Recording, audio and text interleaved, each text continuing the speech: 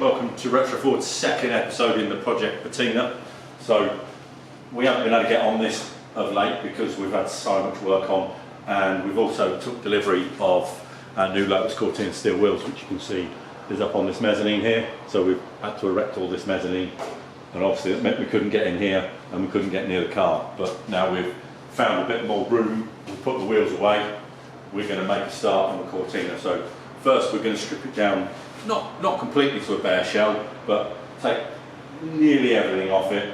And the first job we're going to do is just inspect it underneath, be happy that all the structural stuff is good, and then we've got to install a full T45 TIG welded in cage just to get some stiffness in it and a bit of safety. And then obviously this is the car that's going 2.7 Duratec on a sequential gearbox. So first job is just to tear it down and see what we've got. As I said, there's some provisional bits of welding to be done. So the 1200 engine will be coming out. Obviously in the gearbox, axle, all of that, we'll drop all that out. We'll make a frame to put it on so it can be elevated up so that we can get around it. The trick to putting the cage in is to hold the car where it would be supported on the wheels, because if you put axle stands in the middle of the car and then put a cage in it, then you're probably going to struggle to get the doors to close nicely. So that's one of the key things to do. So yeah, we're going to move on, get the engine, gearbox, all the front suspension out, all the windows out, headlining out so we can get in and weld the cage. We'll probably tack the cage in, drop it down and then fully weld all the way around that. The chap that's going to be helping with that is Bob that works for me. Bob's just stood over here, so he's coming over. So yeah, Bob's our head fabricator, so he's going to be doing all the cage work and most of the fabrication on this. So yeah, we're looking to move on that now. And yeah, we should have the video up soon when we've got it stripped down, and yeah, I can explain where we are with it all and yeah, how good the shell is.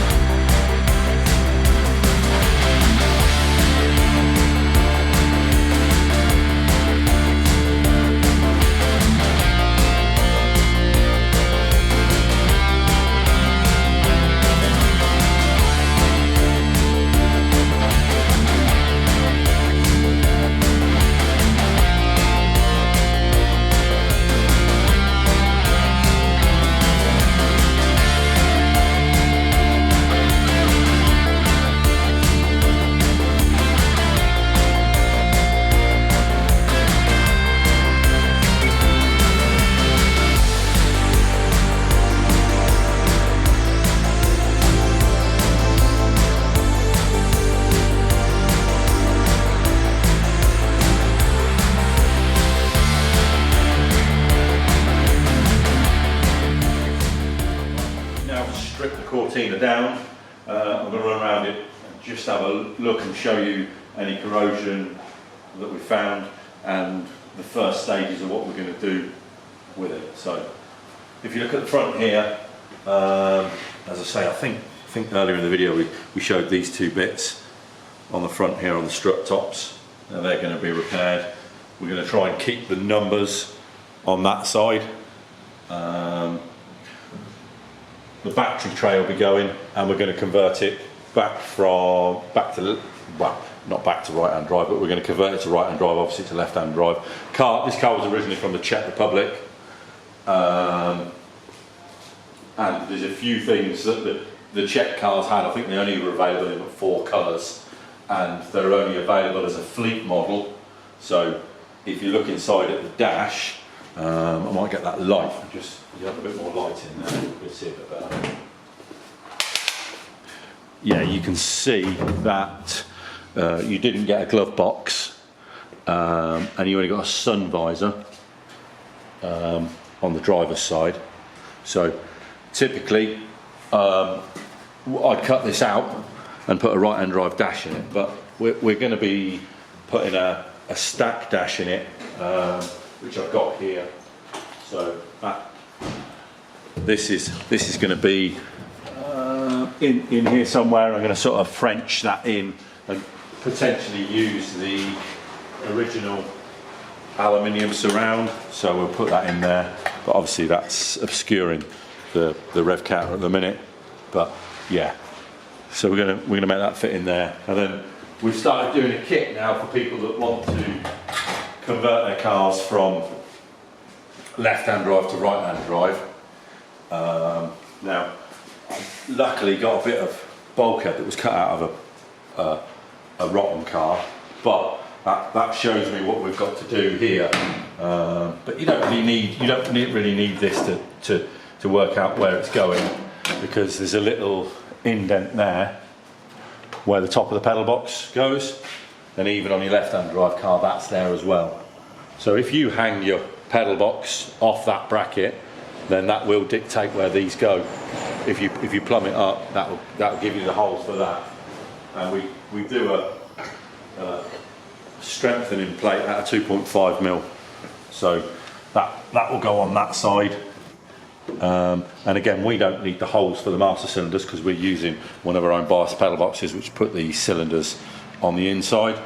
And then on the opposite side, I'll remove this plate off of here and then use this plate which will cover all that up and tidy all that up. And then same as the genuine football one, we've got a plate which will go on the inside, which is another strengthening plate, and that will go on the inside.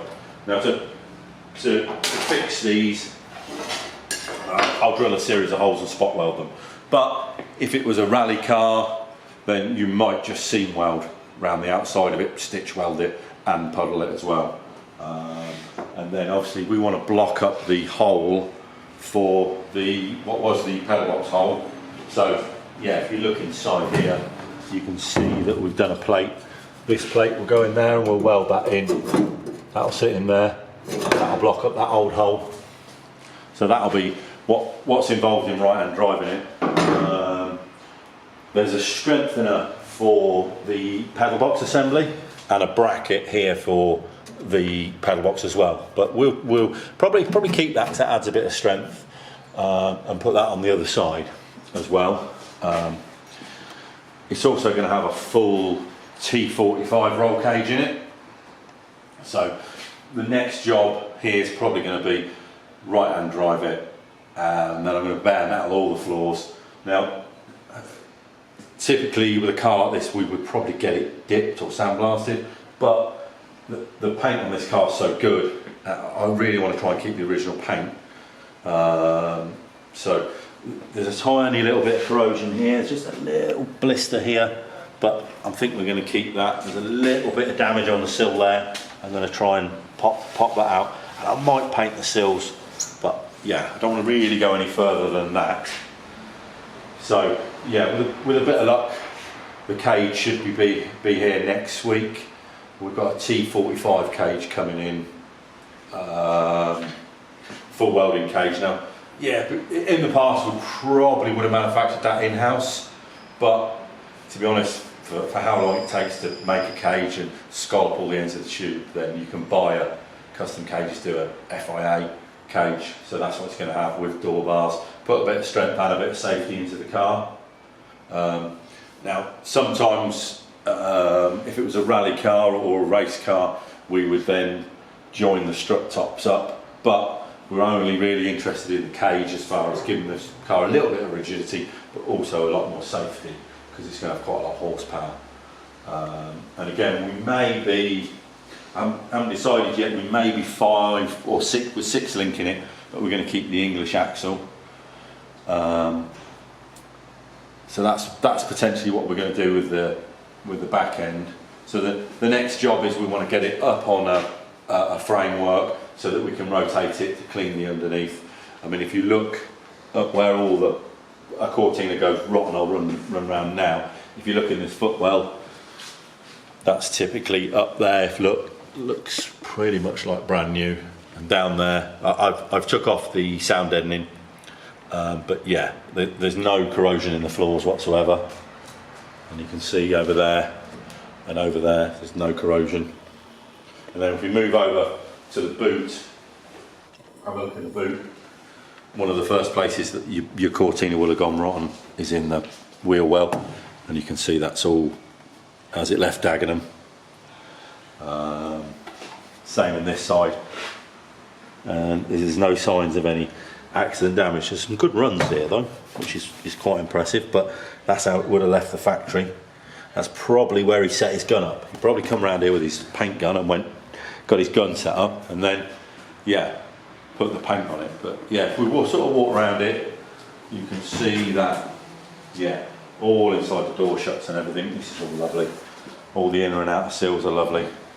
Again, this side shows a little bit of corrosion here, but not much. And then if we move inside the wheel arch there, you can see where the bumper irons have been taken off. That's all still body colour in there.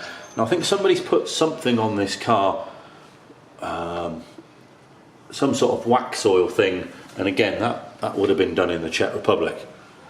But for a car that is approaching 60 years old, yeah, I'm really happy with it. So if you look at all the outriggers down here, you can see that all of this here is all original. And then if we move along and just look under the car, again, we'll get a better look at this when I've got it on a framework and on a spit. You can see that all of this is where they normally go. First place to go is there. Bottom of these wings is where they go. All that's original. All the inner and outer seals original. Chassis rails front to back are original. Again, they rot here. This is one of the first places that they go. And again, that's all solid. We've looked all inside it. There's no sign of any accident damage anywhere. So yeah, we're really happy. And yeah, as a body shell, MK1 Cortinas are very light. I think as a body shell they're lighter than an Escort. Yeah, I mean we can pick that up. So there's next to no weight in the car. Obviously the battery tray will go. We shall keep all of this in here, original. As I say, there's a few more bits to take off the car, and we'll be filling any holes that are here. So the hole for the brake pipe, we'll fill those, remove the battery tray, tidy up everything in here. I suspect it's probably going to have the engine bay fully painted, because there's so much stuff that we're moving over, and the fact we've got to repair it here. So yeah, it's probably going to have the engine bay painted. There's a good chance we'll paint the underneath as well. And then moving around to the front here, I haven't took any of this off at the moment, but yeah, obviously it's a fleet model, so to save money, instead of putting the aluminium grille on, they press the grille out of the front panel, so that's all integral to the front panel there. And a lot of the Czech cars have had that bit crudely chiselled out or cut out with a grinder, and then they fit a grille to it. But yeah, because it's a fleet model and such a rare thing, then yeah, it's got steel headlight rings, which are body colour, which we're going to keep. So yeah, probably the next video we'll be doing is probably going to show you the cage going in and us converting it from left-hand drive to right-hand drive. Obviously this is going to have one of our rack and pinion steering on it. But potentially I'm toying with the idea of maybe putting power steering on it. It's going to have a sequential box, and as of yet I've not decided on what sequential box we're going to go with, but it's definitely going to have a sequential. And now we might put that on a paddle shift, or we might keep it on a gear sticker. I don't know. I think that'll be decided on when we find which sequential box we're going to use. We're struggling to find the ratios we want really, and we might get the engine dynoed and find out, calculate from that what the best ratios are for it. So yeah, I think that'll be the next video. It's probably going to be the roll cage and the left-hand drive to right-hand drive. So yeah, thanks very much for watching, and we'll see you again soon.